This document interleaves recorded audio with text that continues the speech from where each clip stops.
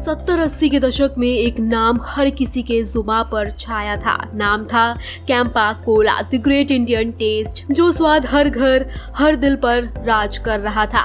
90 के दशक में अचानक बाजार से गायब हो गया। पेप्सी, कोका कोला जैसे ब्रांड ने इस कंपनी को बंद करने के कगार पर पहुंचा दिया, लेकिन 50 साल बाद ये कंपनी एक बार फिर से धूम मचाने बाजार में उतर आई है। इस बार कैंपा कोला को बाजार में टिकाने की जिम्मेदारी उठाई है देश के सबसे अमीर उद्योगपति रिलायंस के चेयरमैन मुकेश अंबानी ने। मुकेश अंबानी की कंपनी रिलायंस ने एक बार फिर से नए अवतार में कैंपा कोला को बाजार में उतार दिया है। जिस कंपनी को 22 करोड़ में अंबानी ने खरीदा, अब उसे फिर से लोगों को जुबान पर चढ़ाने की जिम्मेदारी रिलायंस ने उठा ली है।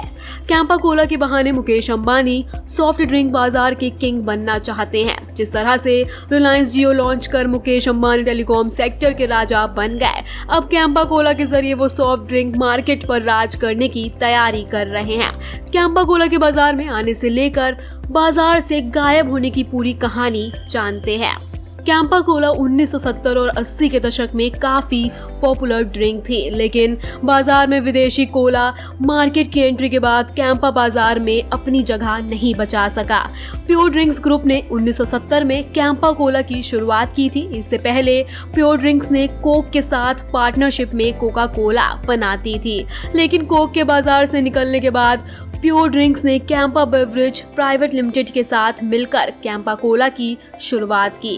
कैंपा कोला का slogan the great Indian taste घर घर में काफी पॉपुलर हुआ और देशभक्ति का मैसेज भी घर घर पहुंचा। 777 की बाजार से छुट्टी का एक बड़ा कारण भी कैंपा कोला ही बनी, लेकिन 1990 में कैंपा का जादू कम होने लगा।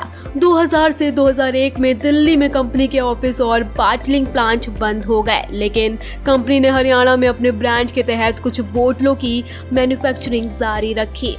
अब रिलायंस रिटेल वेंचर्स द्वारा खरीदे जाने के बाद कैंपा कोला को अपने पुराने प्रतिद्वंदी कोला कोल और दूसरे ब्रांड से टक्कर मिलेगी।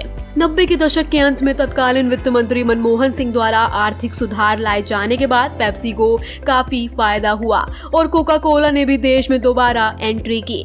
इसके चलते कैंपा कोला के कारोबार पर काफी असर पड़ा। कोका कोला और पेप्सी ने अपनी जबरदस्त एडवर्टाइजिंग पॉलिसी और मार्केट नेटवर्क के दम पर कैंपा कोला को पीछे छोड़ दिया।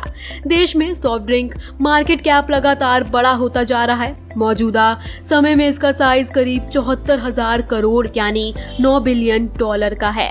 रिपोर्ट के अनुसार साल 2023 में करीब $9 अरब का रेवेन्यू जनरेट करने का अनुमान लगाया गया है, जिसके साल 2027 तक 5.40% ग्रोथ के साथ बढ़ने का अनुमान जताया गया है।